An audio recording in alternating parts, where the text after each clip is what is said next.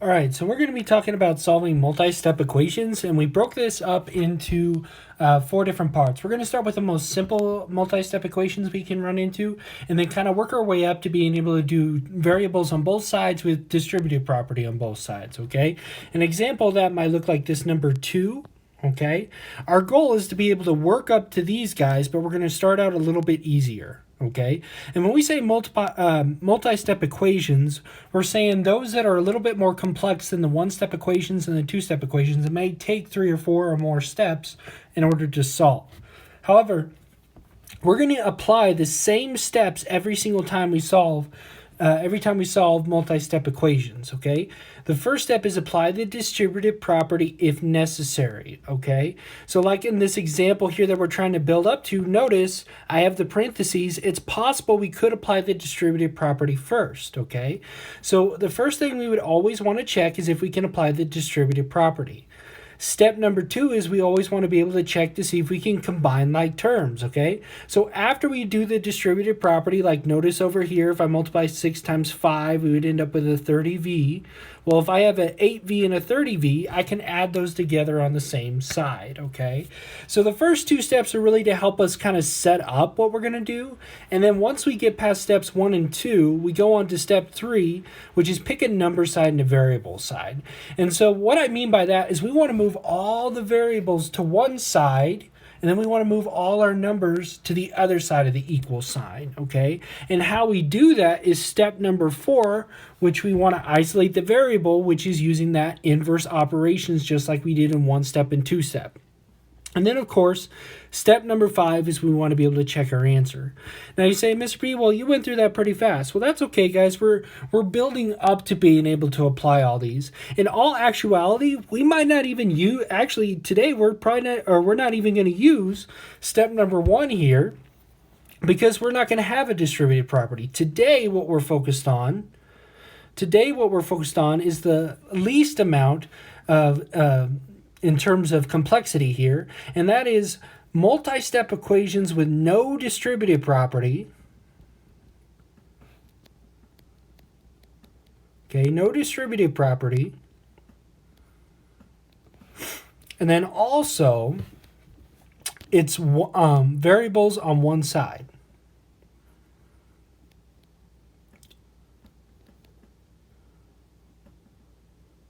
Okay, so we're focused on those that have no distributive property and variables on one side. Okay, and then eventually when we get to the 4th video, we'll be able to solve this guy. But until then, we're going to focus on number 3 here, okay? So what we want to do again is apply those steps that we first talked about there. Now notice, like I said today, since there's no distributive property, really we can skip number 1, but I want us to start getting that in our heads, okay? So do I have the distributive property? Can I apply that on problem number 3 here? No, I don't have a parentheses. There's no reason to apply the distributive property, so I'd move on to step number 2. Step number 2 says combine like terms on each side if necessary. So, do I have like terms on step number 3?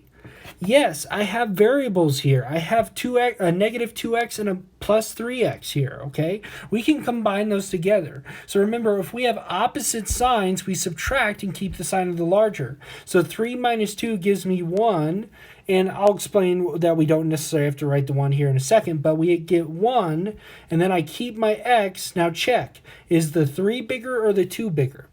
3 is bigger and it's positive, so this stays positive.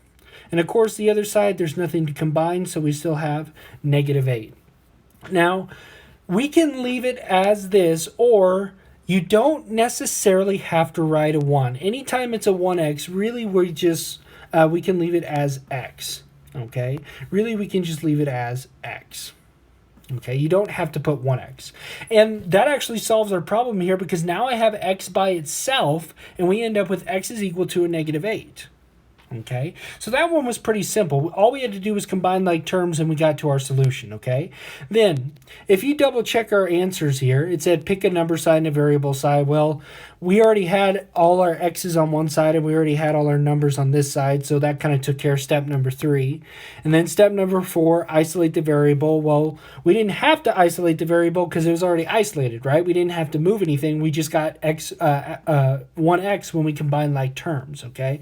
So really, step number 3 and 4 took care of themselves. Step number 5 is check your answer, okay? So we can check our answer. We can substitute it back in.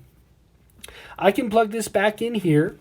And notice there's actually 2 x values, so we'd actually have to plug it into both of our x's here, okay? So if I substitute that back in, we'd have a -8 is equal to a -2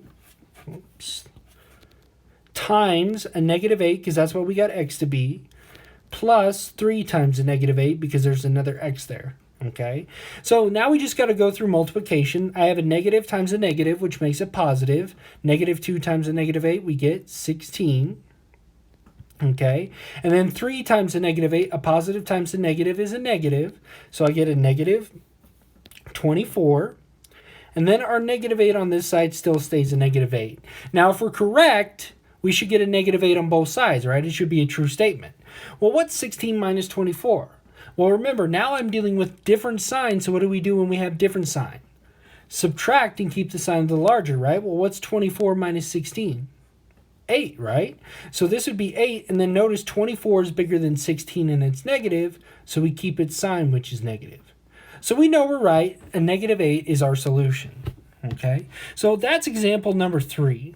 Example number 4 here, again, step number 1.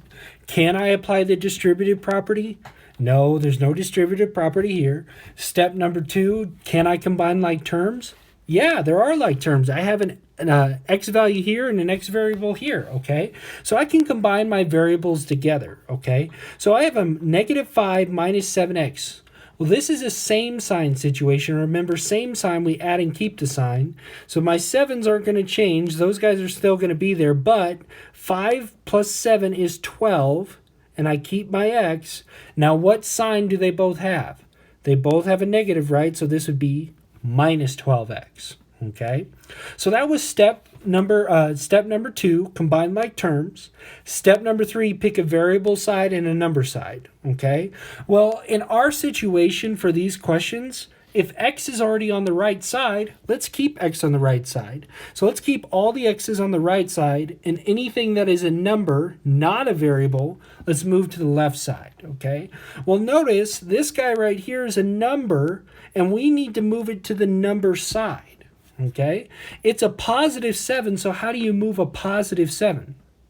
You subtract, right? So that's step number 4. In order to get the variable by itself, in order to isolate it, we have to use those inverse operations, the opposites, right? So to move number 7 over, the inverse operation of the +7 is subtract 7 to move it to the other side, that subtraction property of equality. Our inverses cancel out. 7 minus 7 is 0. So I get 0 is equal to, I still have my -12x. So again, the goal here is to get the variable by itself to isolate it. I have to use inverse operations. What does it mean if we have a number next to a variable? Multiplication, right? The inverse of multiplication is division. So I'm going to divide by a -12 to both sides, the division property of equality. 0 divided by anything is 0. My inverses go away, and I get x is equal to 0. Okay, so I did steps 1, 2, 3, and 4. Step number 5, checking, plugging it in. Okay, and notice I have 2 x values to plug it in. So I have 7 is equal to 7 minus 5 times for plugging in 0 for x, minus 7 times for plugging in 0 for x. Okay, so we want both sides, in this case, to be the same. Well, 7's going to be the same. This 7's going to be the same. What's a -5 times 0? 0. So in other words, I'm really subtracting 0 here. And then we have a -7 times 0, or we could say minus 7 times 0. Well, 7 times 0 is 0, right? So we minus another 0. Well, 7 minus 0, what's that going to be? 7, right? So I get 7 is equal to 7. So we know our solution is correct. Okay. Number 5 here, 2 more. Again, step number 1, can we apply the distributive property? No, there's no parentheses. Can I combine like terms?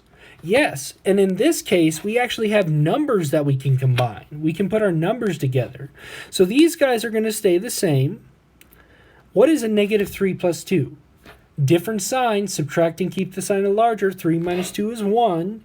3 is the bigger number and it's negative. Okay? So then, step number 3 here, pick a number side and a variable side. Well, since A is already on the right side, let's keep A here. And let's move every number over here, okay? So notice, what's a number on the right side that needs to move? Well, the negative 6 and the negative 1, right? Well, we're in a two-step equation, so remember, we work backwards. We take care of the addition, subtraction part first, okay? We take care of the addition, subtraction part first, the number furthest away from the variable. So we're going to add 1, which is the inverse, to both sides, the addition property of equality. Our inverses cancel out. 11 plus 1 is 12. And we get 12 is equal to a negative 6a. Okay? Now, there's still one number that needs to move to the number side. That's negative 6. Well, what does it mean to have a negative 6 next to a? Multiplication, right? What's the opposite of multiplication? Division. So I'm going to divide by a negative 6, my inverse operation, division property of equality, to both sides. Inverses cancel out. What's 12 divided by negative 6? 12 divided by 6 is 2, and since they're different signs, negative 2, okay? And then A has now been isolated, and it's by itself. So we went through steps 3 and 4, pick a variable side, pick a number side, and then use the inverse operations to get the variable by itself. So then step number 5, check your answer. I only have one variable this time, so we're going to plug in negative 2 into here. So I have 11 is equal to a negative 6. And we said A is a negative 2, right? So we're going to plug in a negative 2 for our A, minus 3 plus 2. Okay? Well, what's a negative times a negative? Positive. 6 times 2 is 12. So my 11 stays the same, and this becomes 12, minus 3 plus 2. Okay? Well, now I just got to combine like terms here. 12 minus 3, we get 9. Then 9 plus 2 is 11. So we get the same answer on both sides. We are correct. A is equal to a negative 2. And I noticed I didn't actually box these, but we should box these. These are our answers. Okay. So then, number 6, again. Can I apply the distributive property? No. Can I combine like terms? Yes. I have variables, right? What is 7a minus 2a? 5a, right? So I get 5a is equal to a negative 10. Then, step number 3, pick a variable side and pick a number side. Well, A is already on the left, so let's keep A here and move all numbers here. Okay? Step number 4, we need to isolate A and get it by itself using the inverse operations. So what does it mean if I have 5 next to A? 5 times A, right? What's the inverse operation? Division. So we're going to divide by 5, division property of equality to both sides. And then I get A is equal to negative 10 divided by 5. Opposite sign, so we get a negative. 10 divided by 5 is 2. So I get A is equal to a negative 2. Step number 5, let's check. I'm going to plug in negative 2 to both of my A's. So 7 times a negative 2 minus 2 times a negative 2 is equal to a negative 10. What's 7 times a negative 2? Well, 7 times 2 is 14, and since we have opposite signs, it's negative 14, right? What's a negative 2 times a negative 2? Same sign would make a positive, and 2 times 2 is 4, so I'm going to add 4, right? That positive 4 is equal to a negative 10. Well, combining like terms on my left side, I have different sign. What do you do when it's different sign? Subtracting, keep the sign of the larger. 14 minus 4 is 10, and the larger value is 14, which is negative. So we know our answer is correct. So A is equal to negative 2. Okay, so this is solving multi-step equations with no distributive property and variables on one side.